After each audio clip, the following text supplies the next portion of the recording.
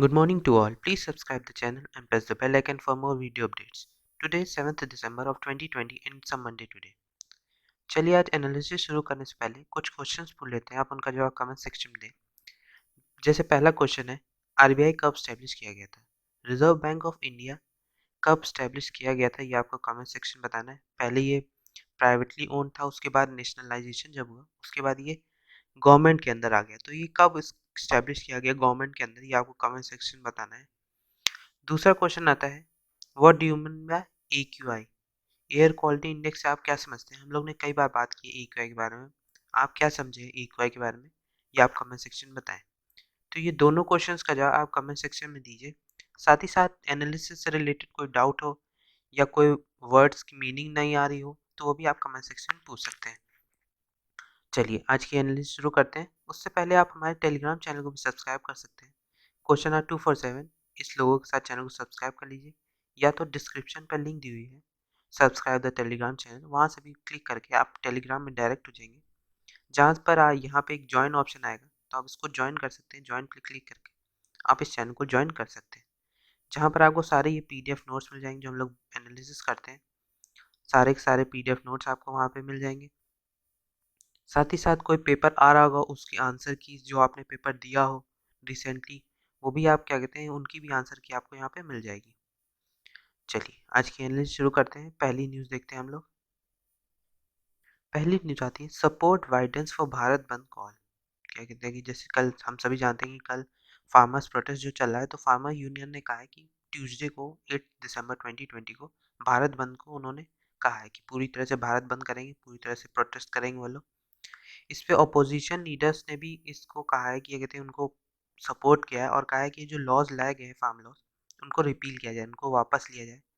और फार्मर्स से transport unions, industry bodies back shut down, कि जो ट्रांसपोर्ट यूनियंस हैं और जो इंडस्ट्री बॉडीज़ हैं, उन्होंने भी कहा है कि ये पूरी तरह से शट डाउन होगा। कल कल के दिन पूरी तरह से भारत बंद होगा, ऐसा उनके द्वारा कहा गया।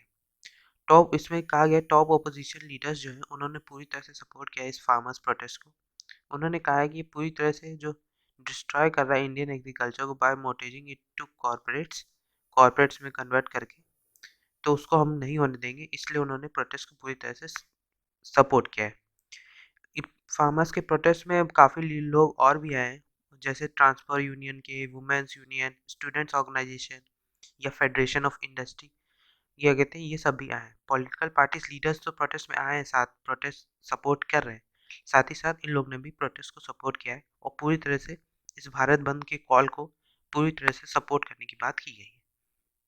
तो इस न्यूज़ में वही बात की गई जो भारत बंद कल है उसके बारे में बताया गया है। चलिए अगली न्यूज़ देखते हैं हम लोग। अगली न्यूज़ आती है, Meghalaya village turns an oasis in coal mine desert.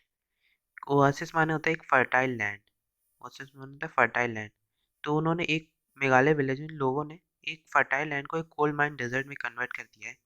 ये मूला मेलिंग रिफॉर्म्स जो है आफ्टर एनजीटी बैन, क्या कहते हैं एनजीटी के बैन के बाद भी अभी भी वहाँ पे जो रेड होल कोल माइनिंग होती है वो भी अभी भी चल रही है। तो इसमें वही बात की गई है कि जो रेड होल कोल माइनिंग होती है उसने पूरी तरह से वहाँ की लाइफ को, मुमलियांग की जो लाइफ है वो क्या कहते हैं काफ़ी गड़बड़ है वहाँ पे, क्योंकि इसके कारण जो फर्टाइल लैंड थे वो सब भी एक तरह से कोल माइन डेजर्ट्स बन चुके हैं।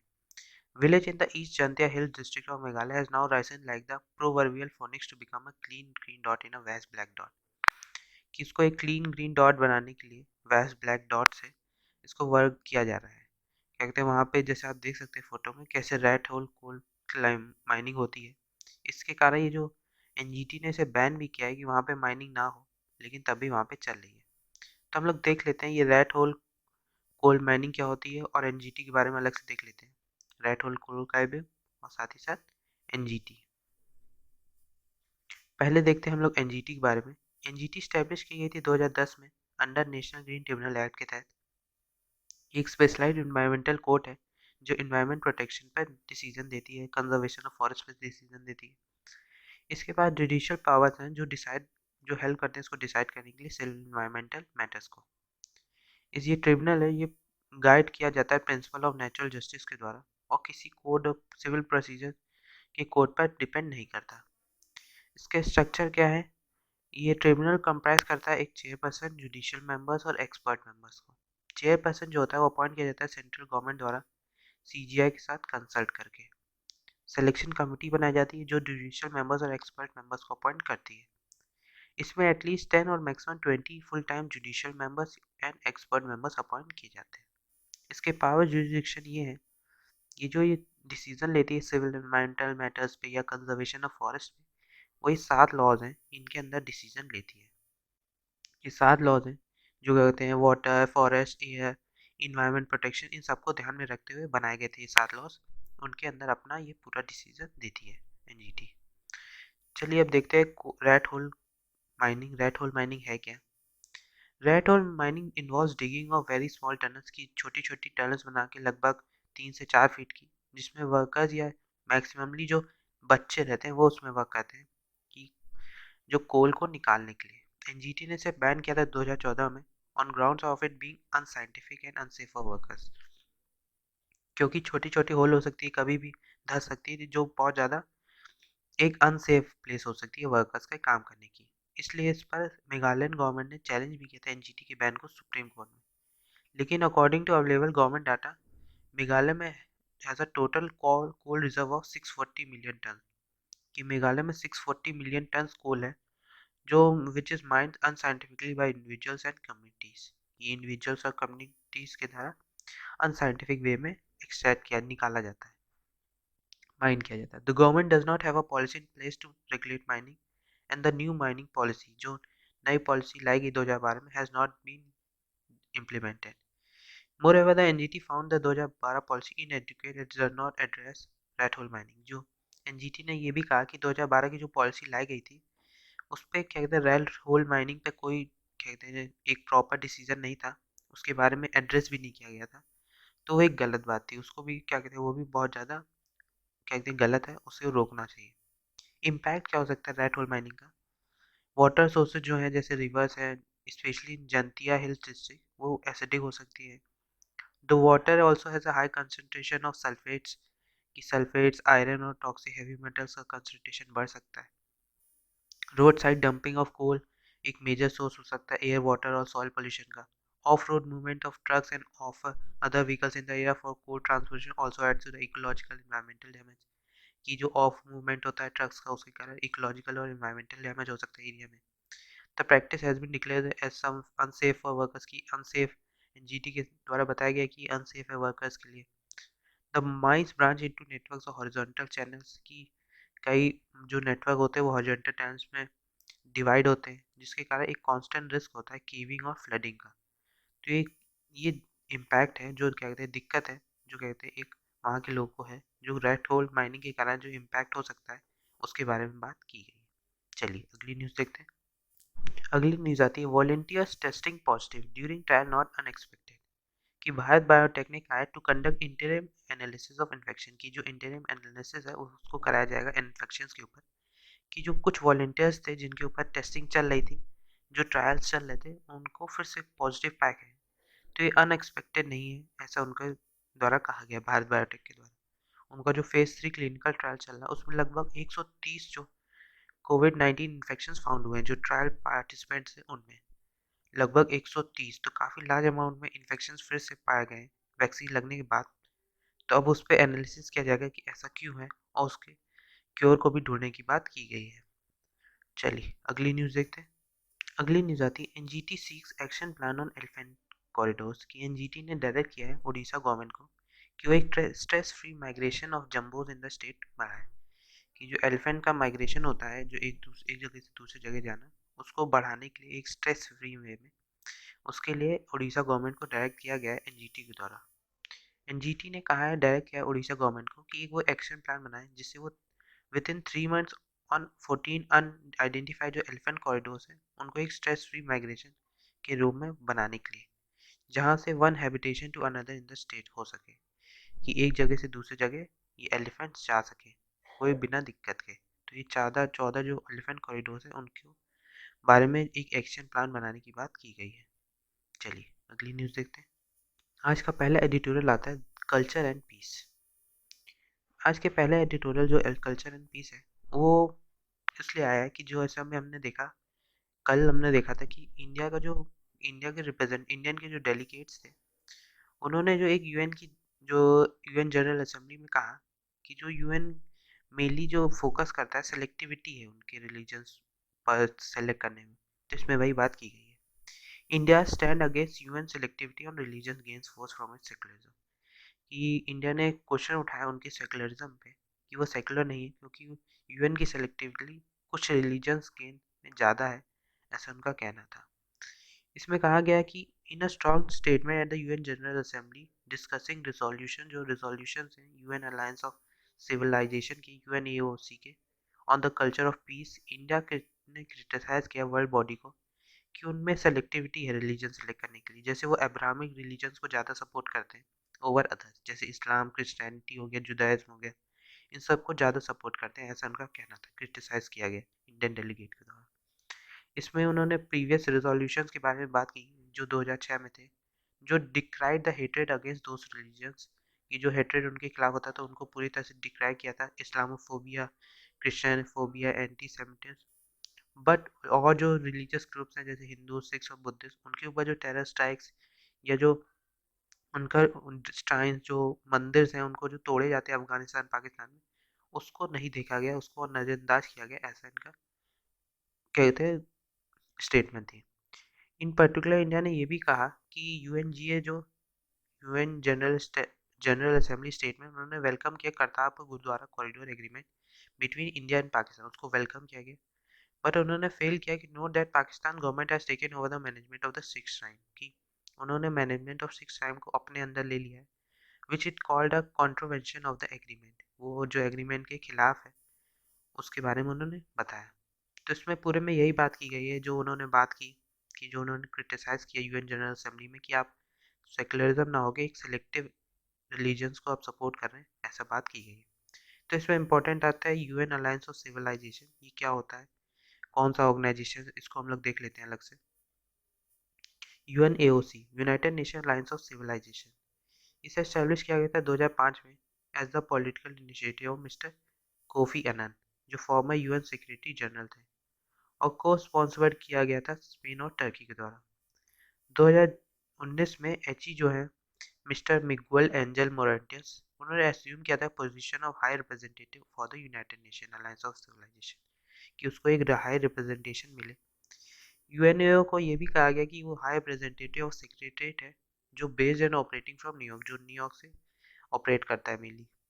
और एक तरह से ये इनिशिएटिव है कि seeks to galvanise international against extremism, कि जो एक्शन होता है कोई क्या कहते हैं एक्सट्रीमिज्म के खिलाफ, through the forging of international intercultural या inter religious dialogue and cooperation के खिलाफ, तो क्या कहते हैं उस पर ये एक्शन लेता है और उनको कंट्रीज को हेल्प करता है जिनके ऊपर वो एक्शन लिया जा रहा है, स्ट्रिक्ट एक्शन, जो गलत हो तो क्या कहते हैं उस पर ये बात की गई है। तो ये पूरा ऑर्गेनाइजेशन इसलिए वर्क करता है कि एक तरह से कॉपरेशन रहे कंट्रीज के बीच में।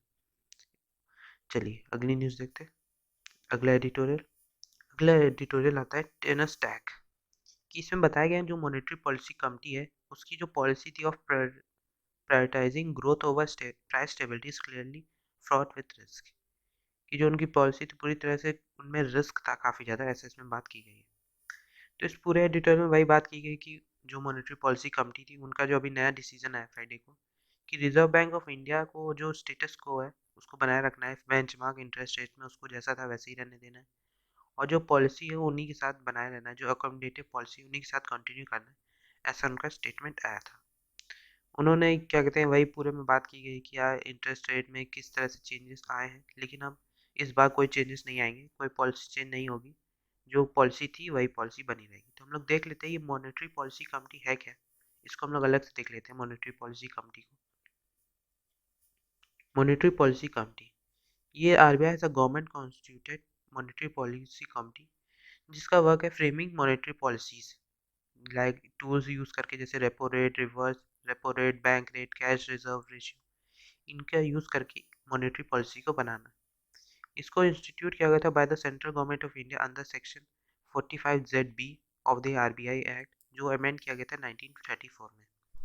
इसके फंक्शन है कि ये interested with the responsibility of deciding the different policy rates, जो डिफरेंट पॉलिसी रेट्स है उनको डिसाइड करना, जैसे एमएसएफ हो गया, repo rate, reverse repo rate, liquidity adjustment facility. इसका कंपोजिशन क्या है? इस कमिटी में 6 मेंबर्स होते हैं। Of the 6 member the government will nominate 3 member, government 3 nominate करती है, और no government official will be nominated to the MPC, और कोई गवर्नमेंट ऑफिशियल अपॉइंट नहीं होता है। जो अदर 3 मेंबर्स होते हैं वो are would be from RBI with the governor being the ex officio, और गवर्नर जो होते हैं वो इसके एक्स ऑफिशियो चेयरपर्सन होते हैं। डिप्टी गवर्नर और RBI in charge of the monetary policy, और इसके जो डिप्टी गवर्नर होते हैं वो इसके charge of the monetary policy होते हैं, will be a member. Selection कैसे होता है इन टर्म ऑफ मेंबर्स का भी देख लेते हैं।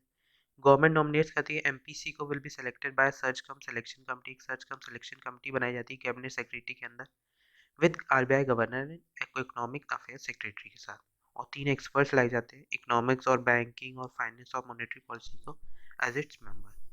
इनका टर्म क्या होता है? इसके 4 साल का टर्म होता है, और शैल नॉट बी, इसमें कोई रीअपॉइंटमेंट नहीं होता है। डिसीजंस कहते होते हैं, इसमें मेजॉरिटी वोट काउंट किया जाता है, वोटिंग होती है, उसके बाद मेजॉरिटी वोट के साथ डिसीजन लिया जाता है। आरबीआई गवर्नर्स रोल, कि आरबीआई का सिर्फ विल चेयर द कमिटी, वो सिर्फ कमिटी को बनाते हैं और उसको chairperson as a chairperson decide करते हैं। Monetary policy instruments and how they are manage, कि इसमें 2 टाइप्स ऑफ इंस्ट्रूमेंट होते हैं, क्वालिटेटिव इंस्ट्रूमेंट और क्वांटिटेटिव इंस्ट्रूमेंट। क्वांटिटेटिव इंस्ट्रूमेंट जैसे open market operation, bank rate, repo rate, reverse repo rate, cash reverse ratio, statutory liquidity ratio, marginal standing facility and liquidity adjustment facility. और qualitative instrument जैसे direct action, change in the margin money, moral suasion, तो ये सब होते हैं qualitative और quantitative instrument. चलिए अगला एडिटोरियल देखते हैं। अगला एडिटोरियल आता है, अमेरा sold as a panacea for the unorganised sector. कि जो लेबर कोड्स लाए गए थे इस बार, क्या कहते हैं, लेबर लॉज भी नए अमेंड हुए हैं, क्या कहते हैं, इस लॉकडाउन के समय ही।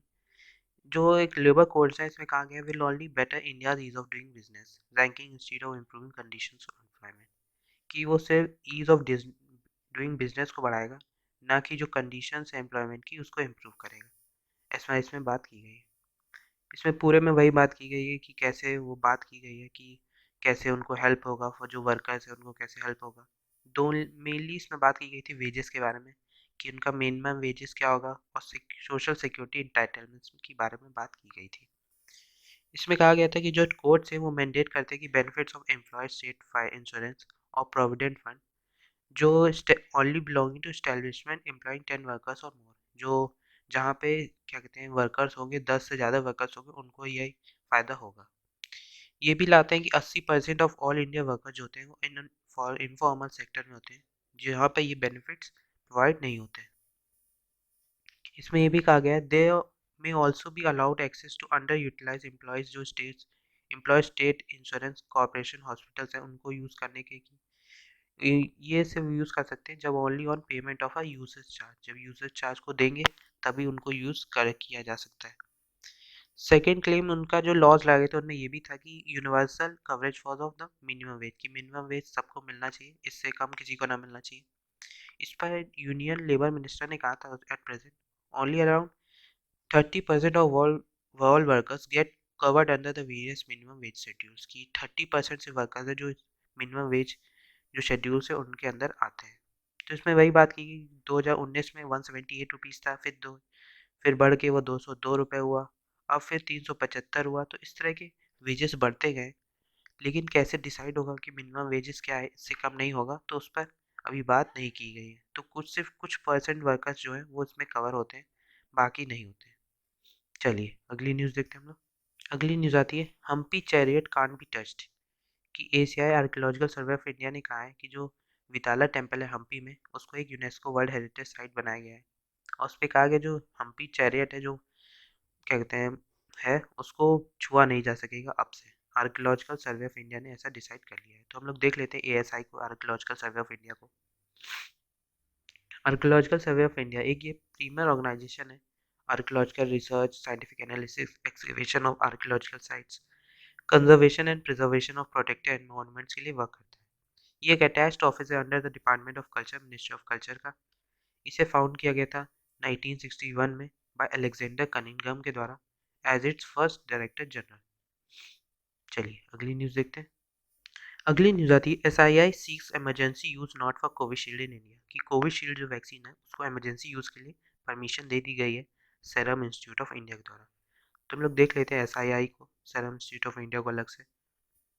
सीरम इंस्टीट्यूट ऑफ इंडिया ये एक मैन्युफैक्चरर है इम्यूनोबायोलॉजिकल ड्रग्स का, इंक्लूडिंग वैक्सीन इन इंडिया। इसे फाउंड किया गया था साइरस पूनावाला द्वारा 1966 में, और ये वर्ल्ड का लार्जेस्ट वैक्सीन मेकर है, producing and selling more than 1.3 billion doses globally every year. इसके जो इस वक्त रिसेंटली जो प्रेसिडेंट है वो है आदर पूनावाला, जो क्या कहते हैं काफ़ी ज़्यादा इनकी क्या कहते हैं वर्ल्ड वाइड पूरा कवरेज है। इसका हेडक्वार्टर पुणे महाराष्ट्र है इंडिया में, और इसे इसके फाउंडर थे साइरस एस पूनावाला। तो आज के लिए इतना ही। Thank you very much. अगर आपने चैनल को सब्सक्राइब नहीं किया तो चैनल को सब्सक्राइब कर दें, और प्लीज़ लाइक बटन जरूर दबा दें। Thank you very much.